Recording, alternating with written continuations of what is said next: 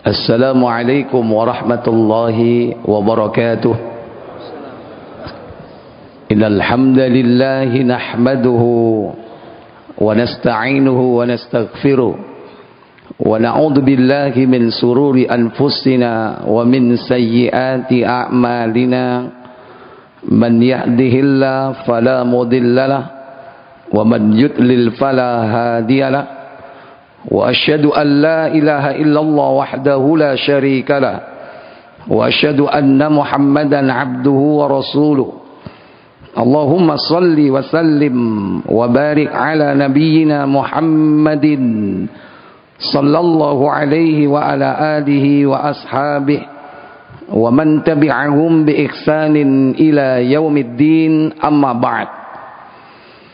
Puja dan puji syukur kita panjatkan keharibaan Allah Jalla wa'ala yang telah melimpahkan nikmat kepada kita semua. Pada malam yang berbahagia ini kita berjumpa kembali untuk satu niat thalabul ilm, mengkaji satu ayat dari Al-Quran, satu hadis dari Nabi yang mulia.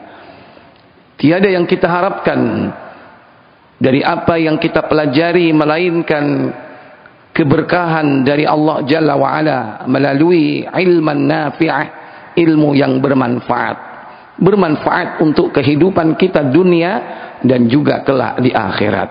Semoga Allah memberikan kita kemudahan memahami, mengamalkannya dan istiqomah di dalamnya hingga kematian menjemput kita. Semoga Allah memberikan kita nikmat husnul khatimah. Salawat dan salam semoga terlimpah kepada junjungan kita baginda Nabi Muhammad sallallahu alaihi wasallam. Demikian pula untuk keluarga beliau, keturunannya, para sahabatnya dan seluruh pengikutnya hingga tibanya hari pembalasan. Bapak Ibu, saudara-saudari sekalian, jamaah Masjid Namira Lamongan yang dirahmati Allah, melanjutkan pembahasan tentang neraka yang disediakan oleh Allah Jalla wa'ala bagi orang-orang yang berdosa, di mana masing-masing pintu neraka yang berjumlah 7 itu akan dimasuki oleh orang yang memiliki dosa-dosa. Bahkan ada dosa-dosa khusus yang memang melewati pintu-pintu tertentu yang dia tidak dilewati oleh pintu yang lain. Akan tetapi semua pintu itu dilewati oleh orang-orang yang berdosa. Karena setiap dosa itu akan membawa kepada ancaman siksa. Dan tidak ada siksa di akhirat ketika manusia itu tidak diampuni oleh Allah Jalla wa'ala, melainkan siksa itu adalah neraka.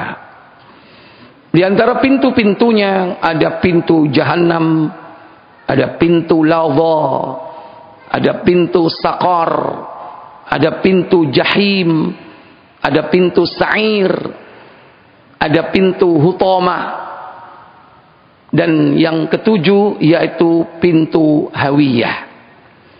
6 pintu sudah kita pelajari Pak, insyaallah. Pintu yang terakhir yang kita pelajari yakni pintu Hawiyah. Kalimat Hawiyah ini cuman ada di dalam Al-Quran dalam satu surah, yaitu surah Al-Qari'ah. Al-Qari'ah yang artinya hari kiamat. Karena memang neraka ini tidaklah dihuni oleh manusia yang terdiri dari jasad dan ruhnya, melainkan setelah terjadinya hari kiamat. Maka sebelum kiamat, seandainya manusia itu disiksa, dia disiksa di dalam barzakh atau alamul kubur. Neraka belum dijadikan sebagai tempat siksa bagi orang-orang yang berdosa. Sekalipun Nabi SAW pernah melihatnya. itu tidak lain adalah gambaran yang ditunjukkan Allah kepada Nabi kita akan dahsyatnya neraka itu, di antara penghuninya dan juga jenis-jenis siksa yang pernah dilihatkan oleh Allah kepada Nabi kita Muhammad sallallahu alaihi wasallam. Maka neraka di antaranya adalah pintu hawiyah. Disebutkan dalam surah Al-Qari'ah, yaitu pada surah 101, Allah Jalla wa Ala berfirman, Al-Qari'ah mal Qari'ah, hari kiamat. Apakah hari kiamat itu? Wa ma adraka mal Qari'ah. Tahukah kalian apakah hari kiamat itu?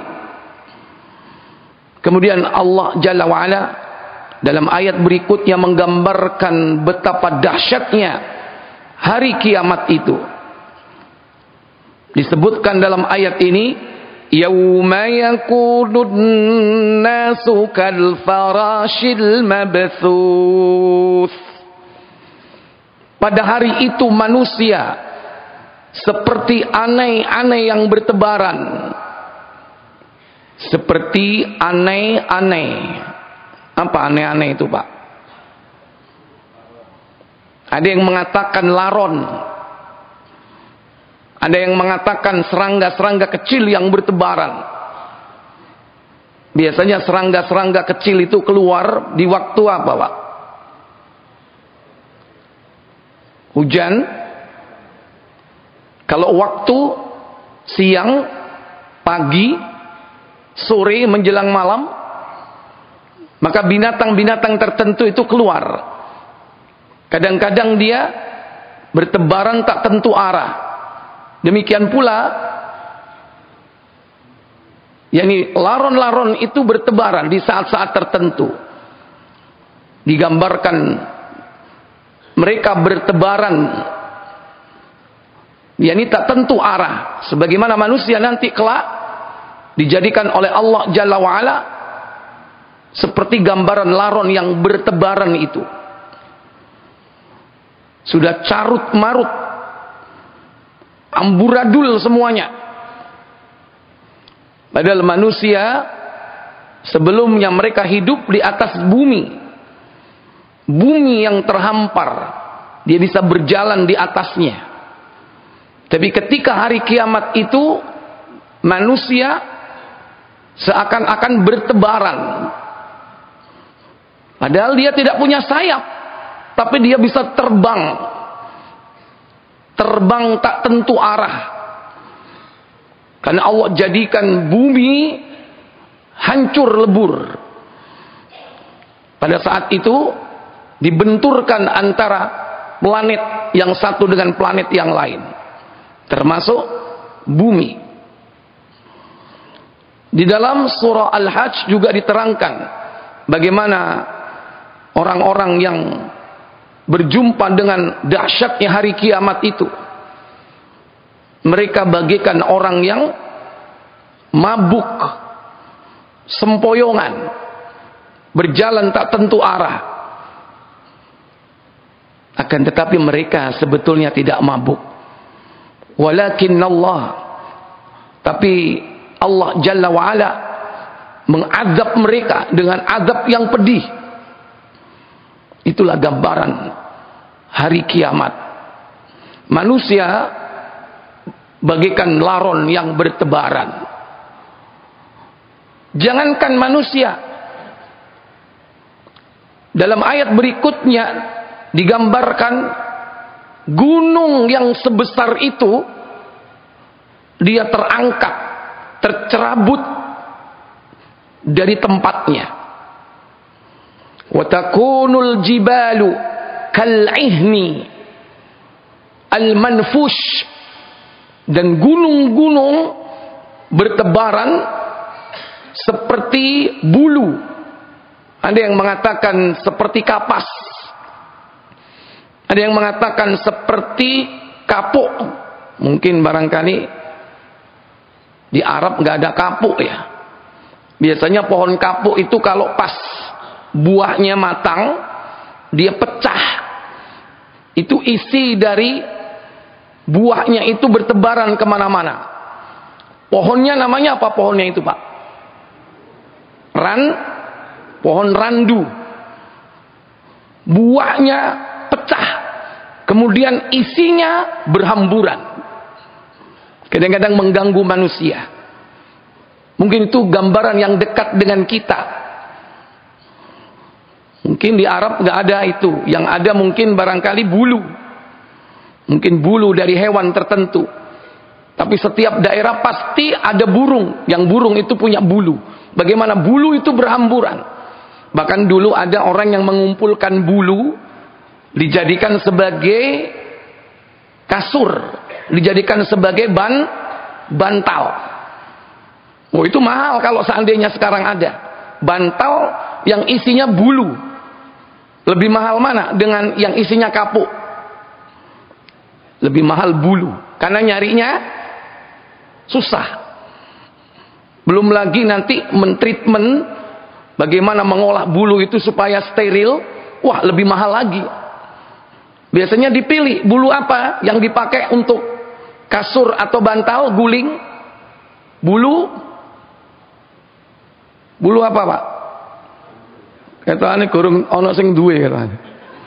Bulu yang mahal itu bulu angsa. Bulu angsa yang putih itu.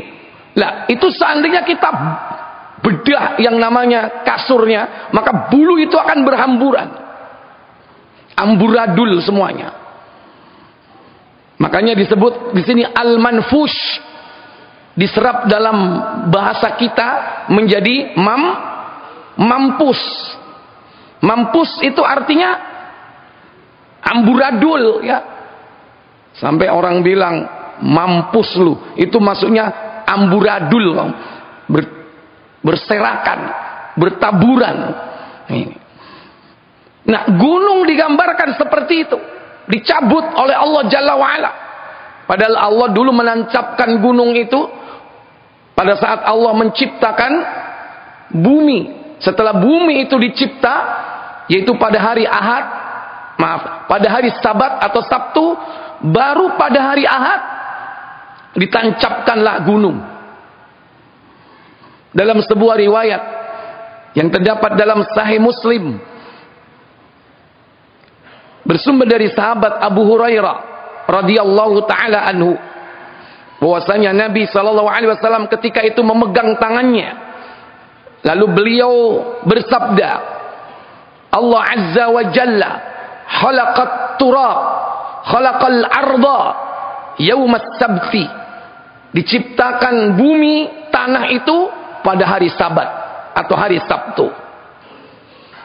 Wa khalaqal jibala yaumal ahad, dan diciptakan gunung yakni pada hari Ahad.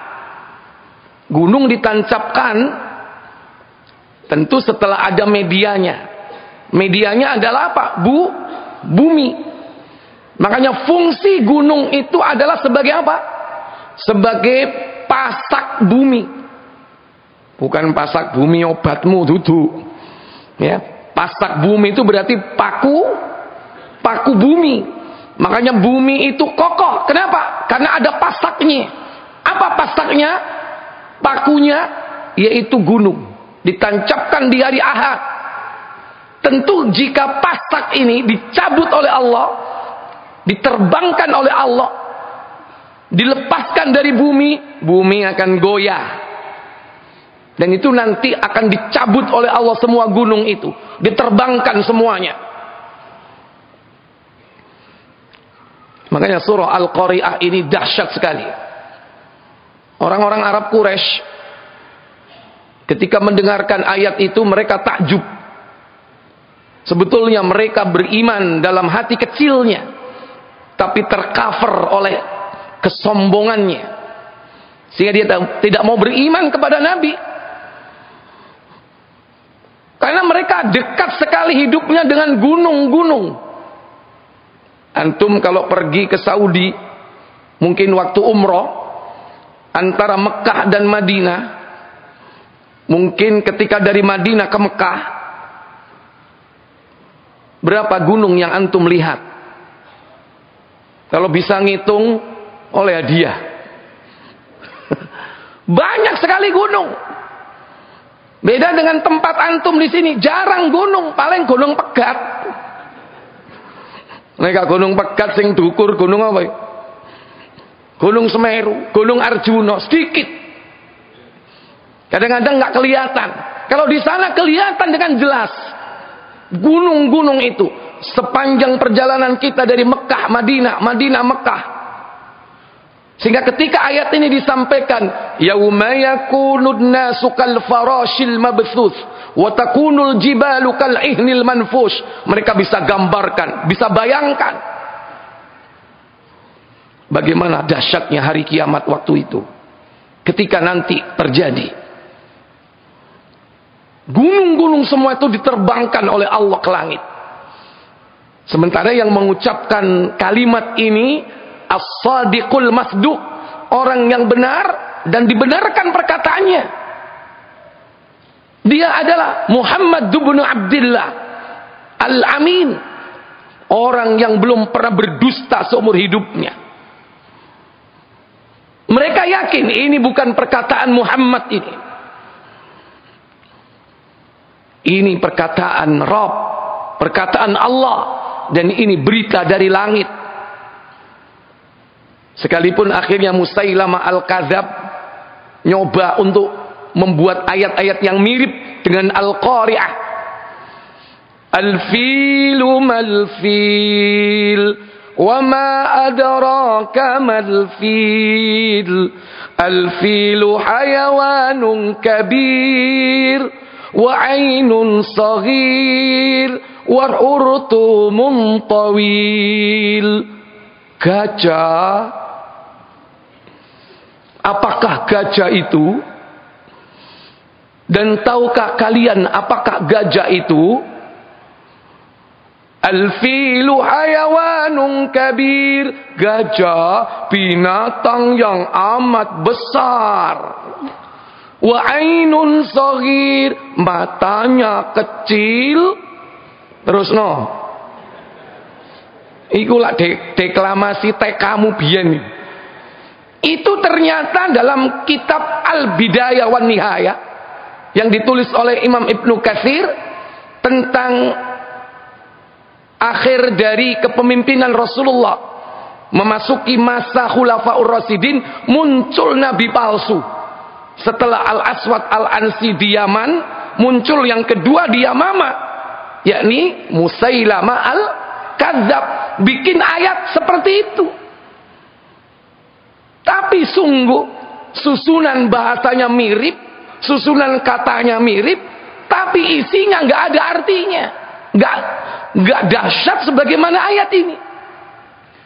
Sing gak ngerti gajah itu sapa sing gak ngerti? Kuabero gajah. Tapi ketika disebutkan Al-Qari'ah, hari kiamat, semua orang diem. Belum pernah ada orang yang mengatakan hari kiamat ketika itu. Ini ayat Makkiyah itu yang membuat orang-orang kafir Quraisy takjub, mereka dengarkan. Hanya kesombongannya yang menutupi keimanan dalam hati nuraninya. Sungguh Allah Tabaraka wa Ta'ala menyampaikan berita yang besar. Nah, Allah menciptakan gunung itu di hari Ahad. Kemudian wa khalaqasy syajarat, menumbuhkan pohon-pohon. Kapan itu? Di hari Isnin, di hari Senin. Wa khalaqal makruha yaumas salasa, dan menjadikan bahan-bahan mineral di hari Selasa. Wa khalaqan nura, dan menjadikan cahaya yaumal arbi'a, yaitu di hari Rabu.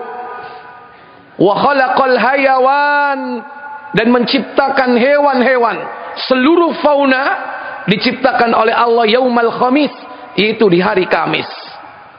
Wa khalaqa Adam, dan Allah menciptakan Adam itu yaumal jumu'ati ba'dal 'asr, yaitu pada hari Jumat selepas asar ilal lail sampai malam.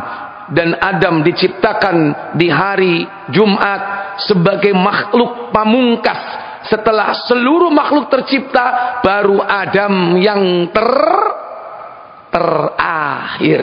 Setelah itu tidak ada lagi makhluk yang diciptakan oleh Allah. Kita ini terakhir, Pak.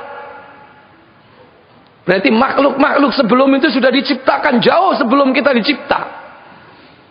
Bahkan termasuk langit dan bumi. Bahkan makhluk yang pertama Allah ciptakan. Sekalipun khilaf di kalangan ulama. Ada yang mengatakan makhluk pertama dicipta adalah qalam, pena. Ada yang mengatakan arash. Makhluk yang terbesar, tertinggi. Tapi ketika itu dicipta, manusia belum ada. Bahkan langit dan bumi belum dicipta. Setelah Allah menciptakan langit, baru Allah ciptakan bumi. Termasuk di dalamnya Allah tancapkan gunung. Nanti pada hari kiamat akan dicabut semua gunung itu. Sehingga bumi menjadi hancur. Sehingga nanti setelah Allah cabut gunung-gunung, bumi hancur. Dan Allah ganti bumi dengan bumi yang baru. Yaumat tubaddalul arda ghairal ardi was samawat. Dan hari ketika Allah ganti bumi dengan bumi yang lain, demikian pula langit diganti dengan langit yang lain. Disitulah kemudian manusia berkumpul. Itulah yang disebut mahsyar, yaitu tempat dikumpulkan manusia, mulai awal sampai dengan akhir. Disitulah mulai proses bagaimana manusia akan disidang di hadapan Allah Jalla wa'ala. Setelah dikumpulkan, mereka dihisab oleh Allah Jalla wa'ala. Fase setelah itu yaumul hisab. Baru kemudian ada fase berikutnya, yaumul mizan, hari penimbangan amal. Penimbangan amal ini terjadi setelah hisab. Karena pada saat dihisab, setelah itu kemudian diberikan kitabnya masing-masing. Masing-masing memiliki kitab catatan amalnya yang sudah tertulis secara otomatis, yaitu di tangan dua malaikat, Raqibun Atidun, dua malaikat yang selalu hadir, yang mencatat seluruh perkataan dan perbuatan kita secara rinci. Kitab itu diberikan kepada manusia. Ada yang menerimanya dengan tangan kanan, ada yang menerimanya dengan tangan kiri, bahkan ada yang dilempar dari belakang. Kemudian kitab itulah yang ditimbang. Bahkan bukan hanya kitab yang ditimbang, yaitu pahala amal soleh itu pun ditimbang. Bukan hanya catatan amalnya, tapi amal solehnya ditimbang. Karena pahala amal soleh itu akan diwujudkan secara konkret. Maka siapa yang sholat jenazah, dia mendapatkan pahala 1 kirat, yaitu pahala segede gunung Uhud. Sekarang antum belum melihatnya. Nanti di saat Allah mewujudkan pahala-pahala amal itu secara konkret, antum nanti akan melihat pahala sebesar gunung Uhud. Itu baru sholat jenazah, belum mengantarkan jenazah. Berapa kali seumur hidup kita melakukan itu, berkirot-kirot, dan antum akan melihatnya dengan nyata. Sekarang melihatnya atau tidak? Enak mana di dunia ini? Pahala diwujudkan konkret atau abstrak? Hah? Konkret atau abstrak?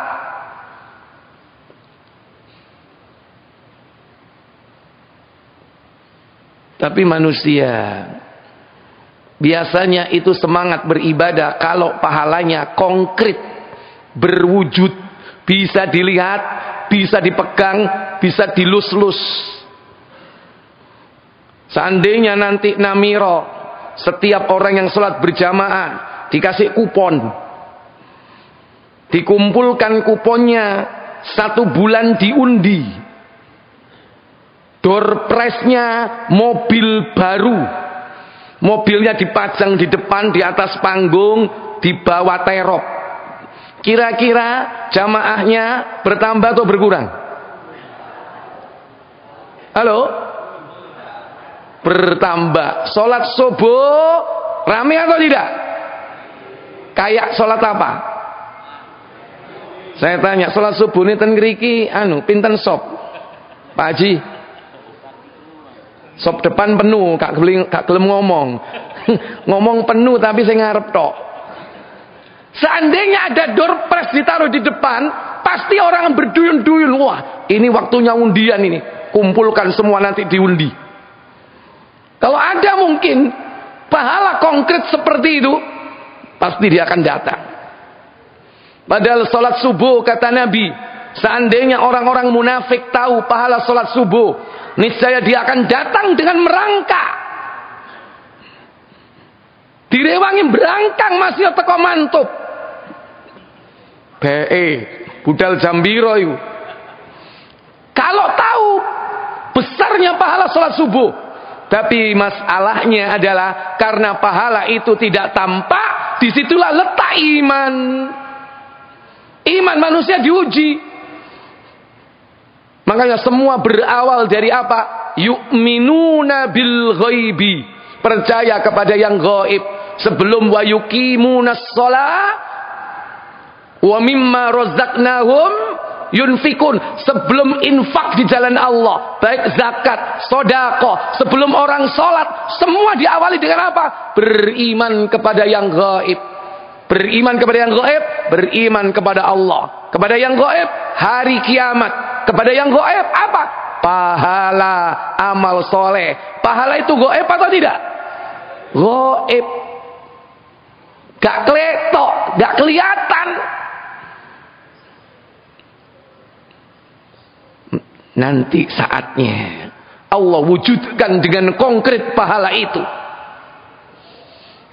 Sehingga Al-Quran pun pahalanya akan datang berwujud konkret. Jadi apa?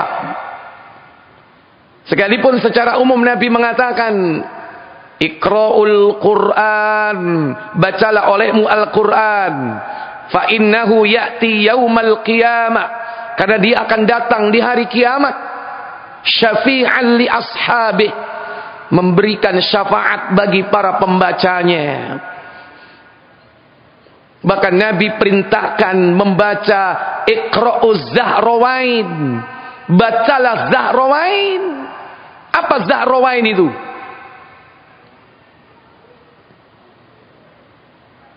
Halo, apa Zahrawain? Ngacung ono dor presi iki. Pak, dor presi enten.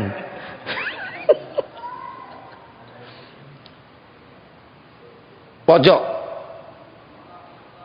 surat Al-Baqarah dan Ali Imran 100. Ismukal Karim. Ibnu, mahasiswa ini kelihatannya. Ya wis kapopo, sing penting kan jawab. Ya, intadir ya Ibnu. Ba'dal muhadharah. Insyaallah. Ya. Jadi disuruh membaca Al-Qur'an. Al-Qur'an itu nanti datang secara konkret di hari kiamat. Dalam hadis Muslim, saya buka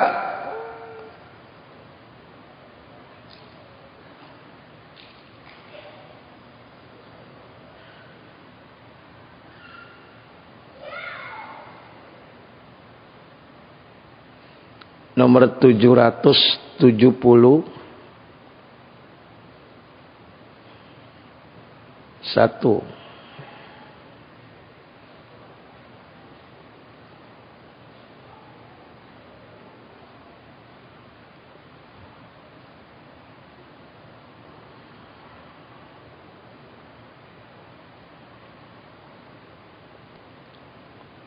Nabi sallallahu alaihi wasallam beliau bersabda,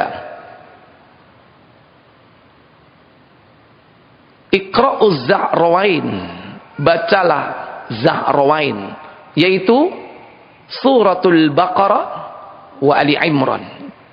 Surah Al-Baqarah dan Ali Imran.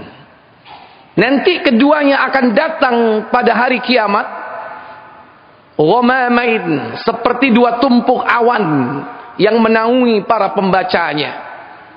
Al-Baqarah, Ali Imran, jadi awan yang menaungi.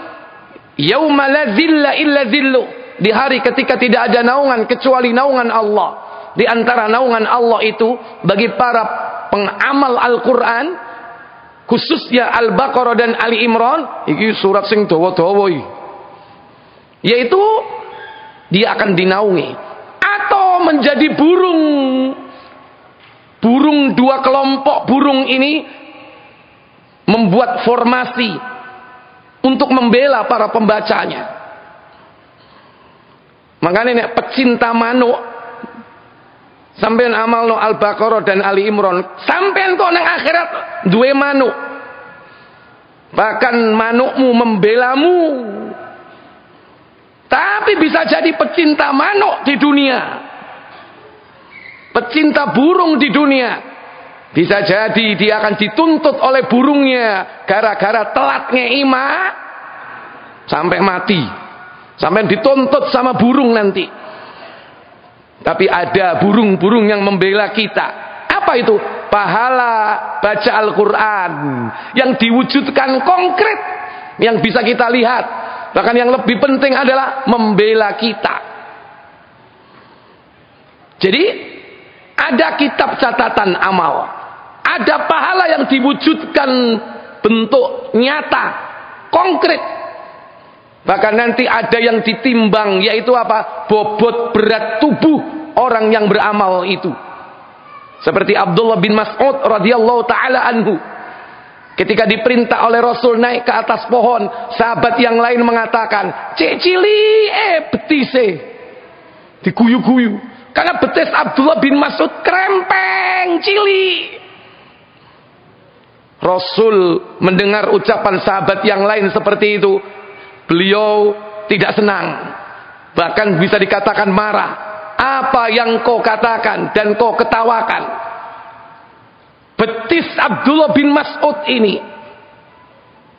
lebih berat dari gunung Uhud di timbangan di hari kiamat.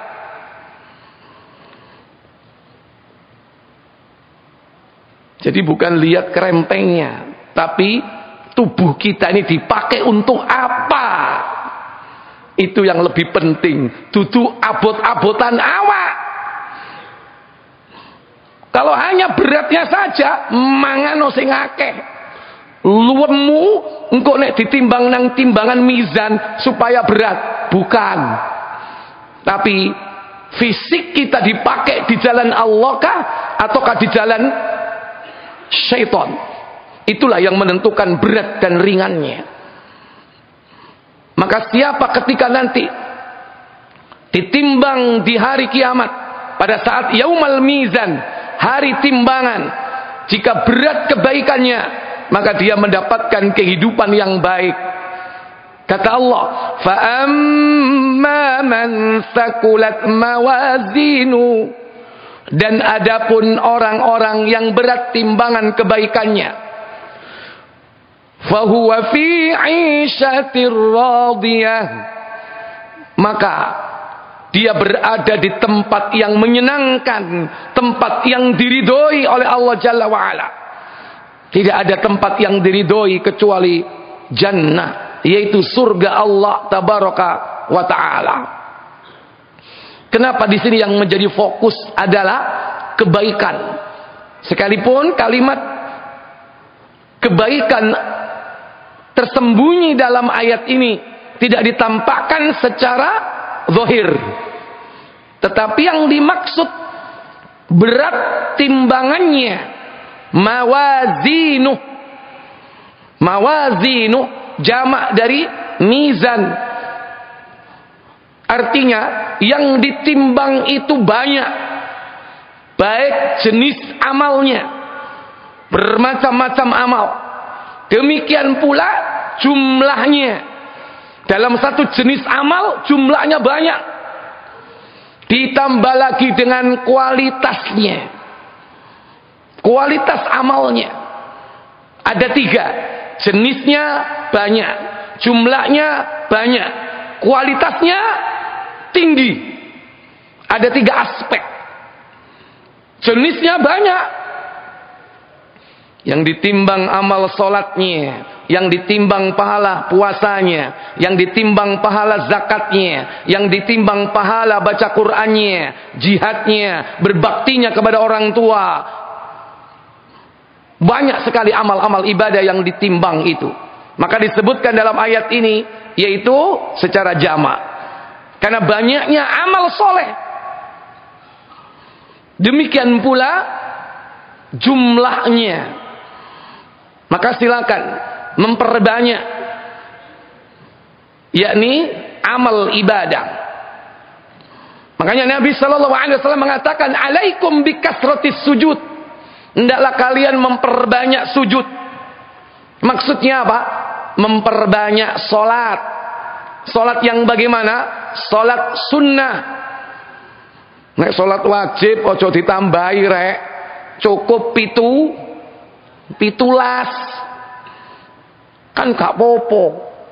Salat kan apik, tak tambahi genep dadi 20. Boleh nggak?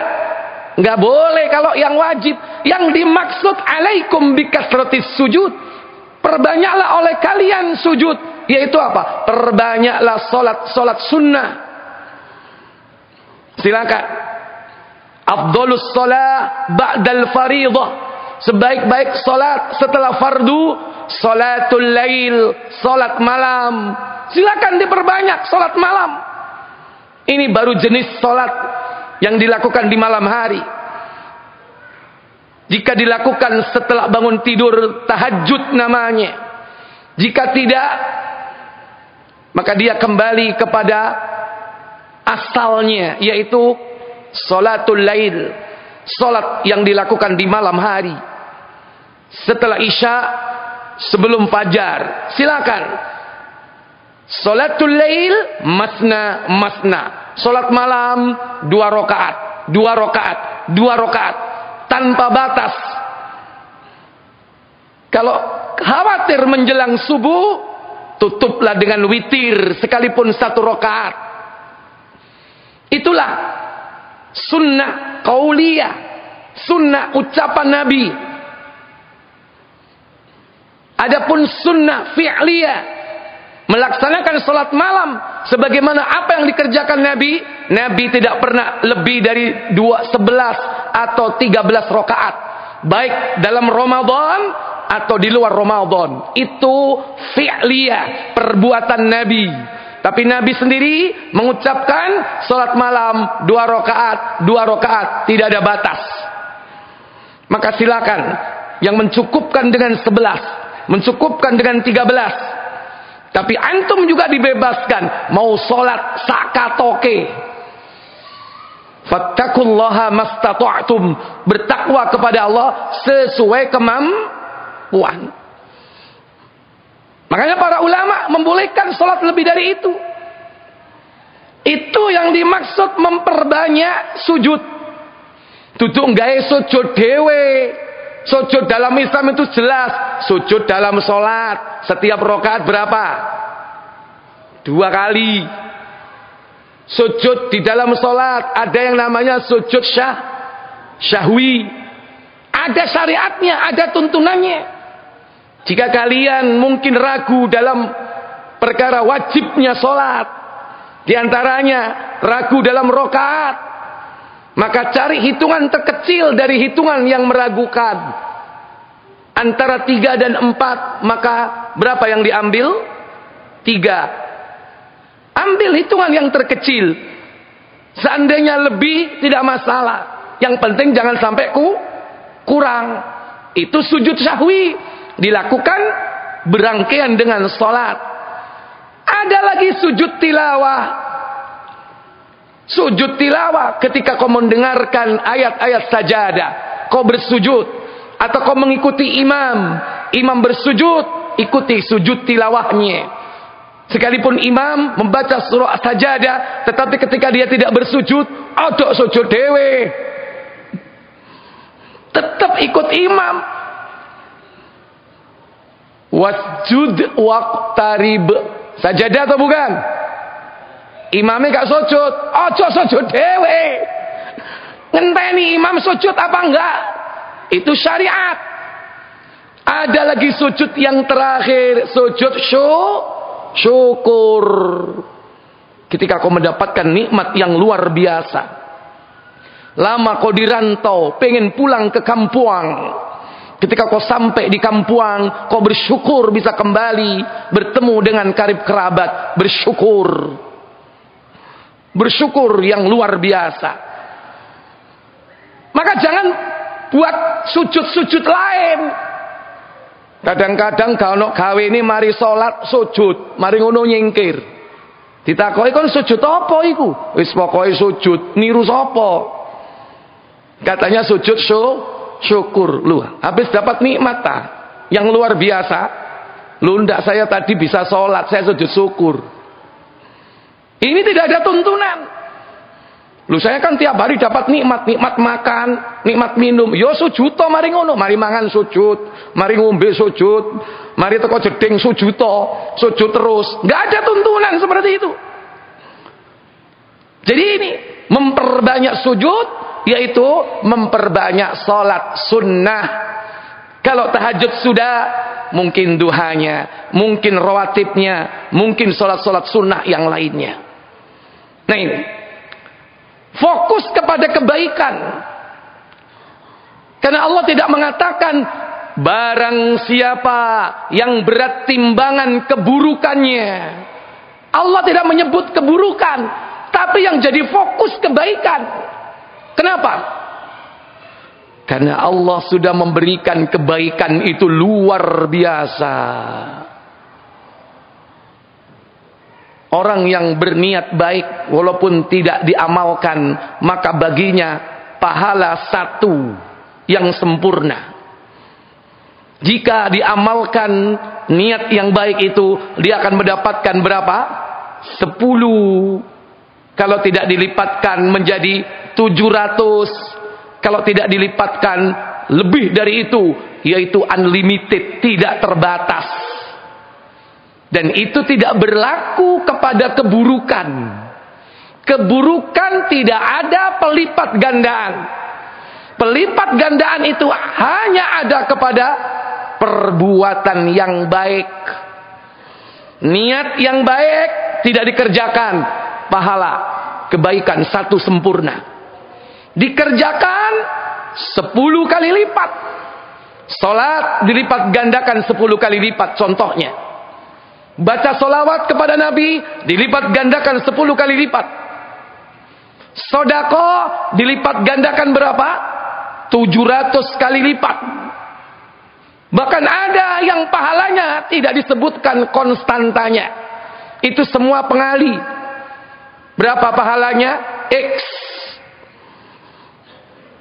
Pahalanya X. Ada kalanya dikali. Dikali berapa? Dikali dengan konstanta. Misalnya pahalanya X.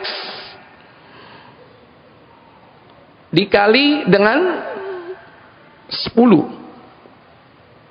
Sama dengan 10 X. Ada kalanya pahala X ini dikali 700. Sama dengan 700 X. Ada lagi tak terbatas, unlimited, dikali tak terbatas, tak terhingga. Berapa? Hasilnya tak terhingga. contoh yang 10 salat, contoh yang 10 amal-amal ibadah yang lain, termasuk zikir, demikian pula baca solawat kepada Nabi, 700 sedekah. Masalul ladina yunfiquna fi sabilillah, perumpamaan orang-orang yang menafkahkan hartanya di jalan Allah. Kamatsali habbah, seperti satu biji. Biji itu ditanam, ambatat, maka tumbuhlah. Sab'a sanabil, 7 tungkai, 7 ontong jagung. Fi kulli sumbulatin, setiap ontong mi'atu habbah, ada 100 biji. Isi jagungnya 100. Belum lagi wallahu yudha'ifu liman yasha. Allah melipat gandakan pahala amal soleh, pahala orang-orang yang dikehendakinya tanpa batas. Adapun puasa, Allah menyembunyikan pahalanya. Kullu amal ibni adamalah, setiap amal anak Adam itu dilipat gandakan oleh Allah dan kembali kepadanya. Illa siyam, kecuali puasa. Fa innahu li, karena puasa itu untukku, kata Allah. Wa ana ajzi bih, dan aku sendiri yang akan membalas pahalanya. Jadi ternyata Allah itu hanya fokus kepada kebaikan. Sampai niat saja, kalaupun belum terlaksana, tetap dikasih pahala 1 oleh Allah Jalla wa'ala. Makanya Allah katakan, barang siapa yang berat timbangan kebaikannya, bukan keburukannya. Sebaliknya, fa amma man khaffat, maka barang siapa yang ringan mawazinu, timbangan kebaikannya, Allah sama sekali tidak berbicara tentang keburukan. Walaupun mafhum mukhalafah, pengertian terbaliknya adalah jika yang berat kebaikan berarti keburukannya apa? Ringan.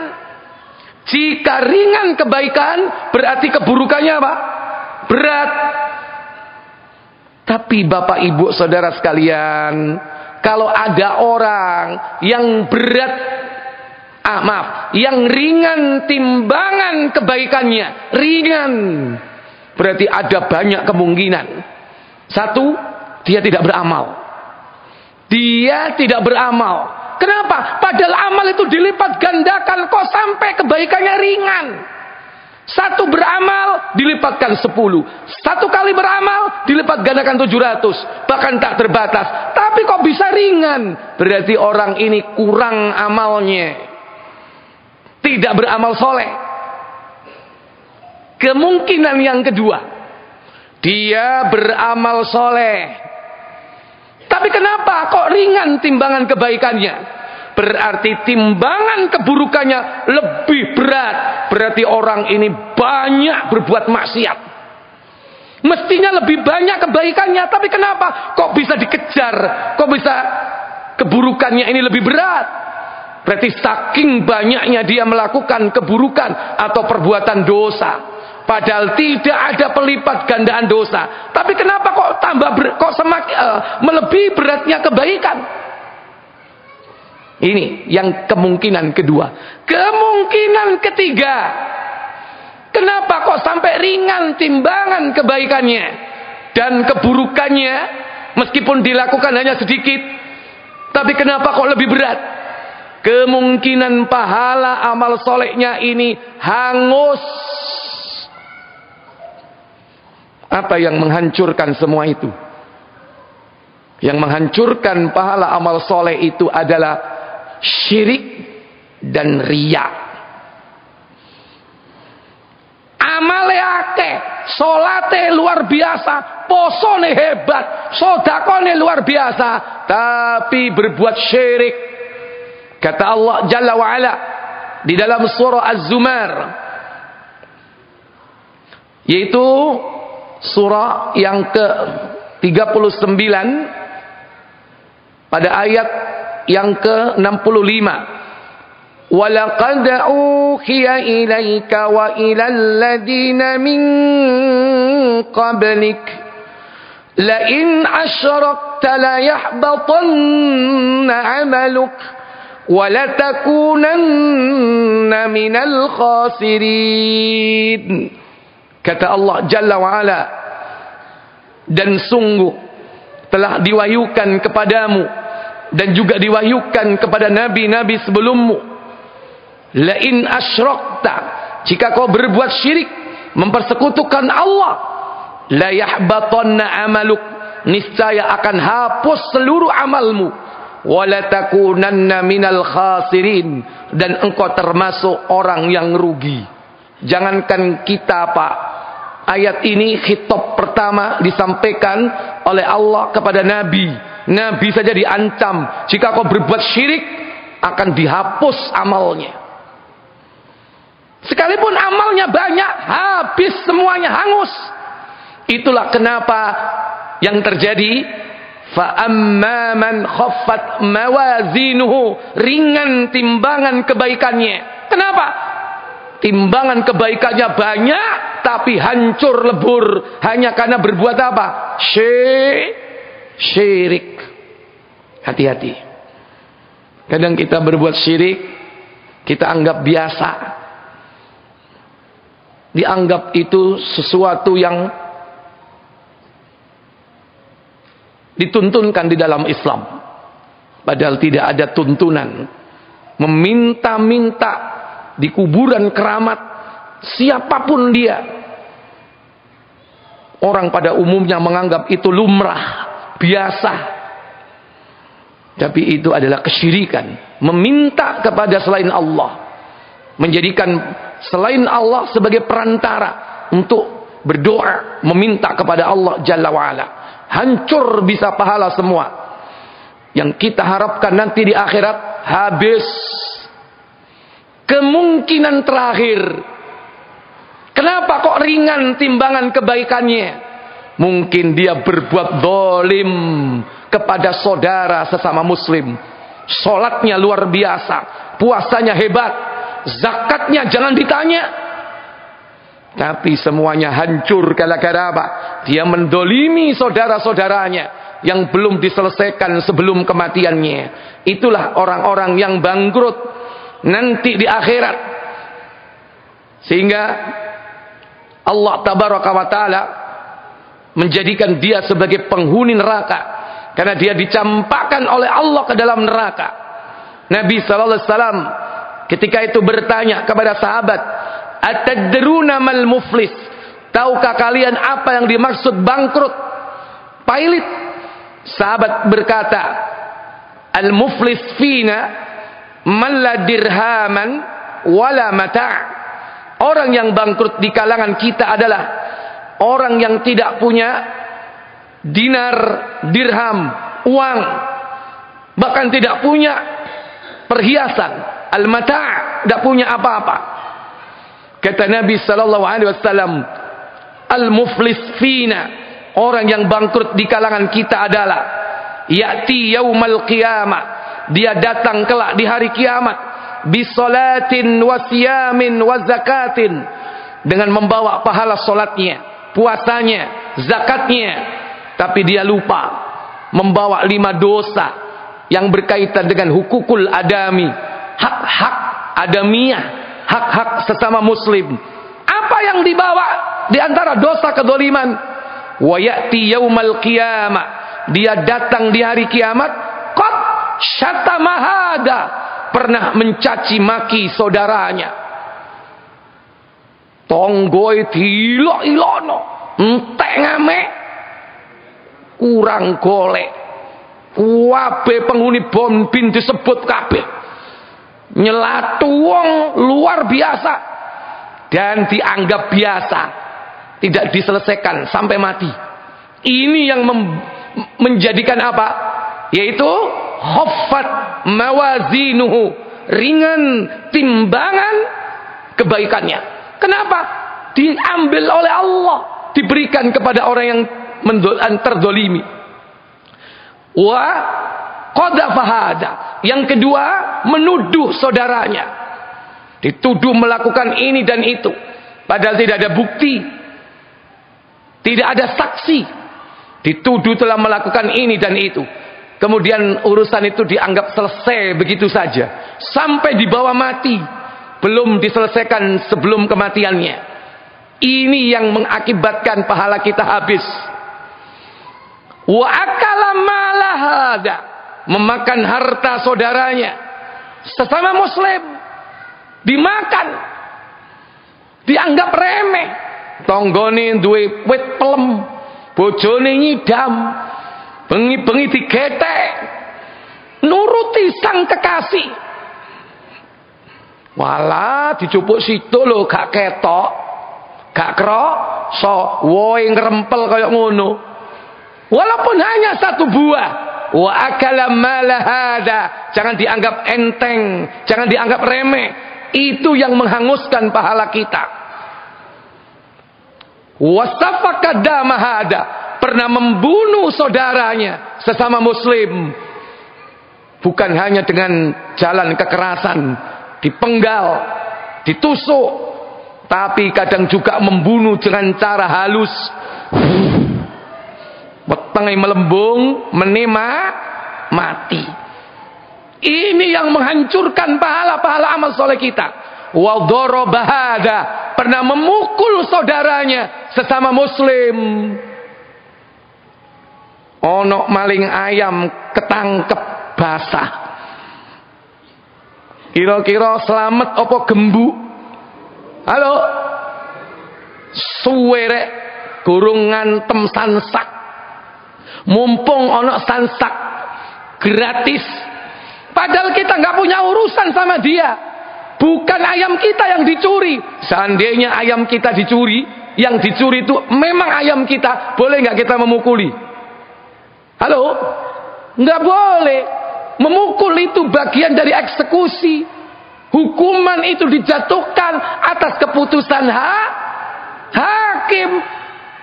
Lain teh gak melo-melo. Tepai gerek maling sandal nang namiroi. Kecekel tak gembukno sak dorongé dikekno nang polisi. Wis tantem mumpung dorong teko polisi. Antum berapa kali memukul? Padahal itu saudaranya sesama muslim. Mungkin dia nyolong sandal bukan untuk memperkaya diri. Bisa jadi nyolong ayam, nyolong sandal, gawe gandel weteng karena lapar perutnya. Tapi kadang bukan hanya gembuk, kadang ada yang sampai mati. Maling motor ketangkep, diapakan? Bukan hanya dipukuli, bahkan ada yang dibakar hidup-hidup. Wal iyadu billah. Kalau antum ikut serta di situ, kena hadis ini. Apa yang terjadi? Wa ya'khudhu hada min hasanati wa hada min hasanati. Diambillah ini pahala amal solehnya, ini pahala kebaikannya, kemudian diberikan kepada orang yang terzolimi sampai habis. Ketika pahala habis, datang lagi orang-orang yang meminta keadilan di hadapan Allah. Sementara pahala sudah habis, maka dosa mereka ditimpakan kepada orang-orang yang belum menyelesaikan hukukul adami itu. Faturiha finnar, akhirnya dia dicampakkan oleh Allah ke dalam neraka. Masuk mana? Masuk ke dalam neraka dari pintu hawiyah. Kata Allah, wa ma adraka ma hiya, dan tahukah kalian apakah hawiyah itu? Narun hamiyah, yaitu api yang sangat panas. Bapak ibu, saudara-saudari sekalian yang dirahmati Allah Jalla wa'ala, berlindunglah kita dari azab neraka. Itulah yang diajarkan melalui lisan nabinya.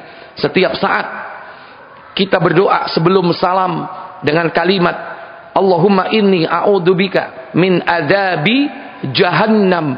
Jahannam itu nama lain dari neraka. Adapun pintu jahannam biasanya disebut dengan kalimat naru jahannam. Itu berarti pintu jahannam. Ada pintu jahannam, ada ladha, saqar, hawiyah, hutama, sa'ir, kemudian jahim. 7 pintu. Salah satu pintunya yaitu Jahannam, naru Jahannam. Tapi secara keseluruhan neraka itu disebut dengan Jahannam. Itulah neraka yang kita berlindung setiap saat. Allahumma inni a'udzubika min adzabi Jahannam wa min adzabil qabri wa min fitnatil mahya wal mamat wa min syarri fitnatil masihid dajjal. Inilah doa yang diajarkan kita agar kita berlindung darinya. Para bapak saudara sekalian, insya Allah yang akan datang kita ambil rincian-rincian siapa saja orang-orang yang nanti akan disiksa di dalamnya dengan bentuk-bentuk siksa melalui perbuatan-perbuatan khusus yang dilakukan ketika di dunia. Semoga dengan cara inilah kita semakin takut kepada Allah dan semakin sering meminta perlindungan kepada Allah agar jangan dicampakkan oleh Allah ke dalamnya. Semoga bermanfaat kajian kita malam ini. Kita tutup dengan kafarat majlis.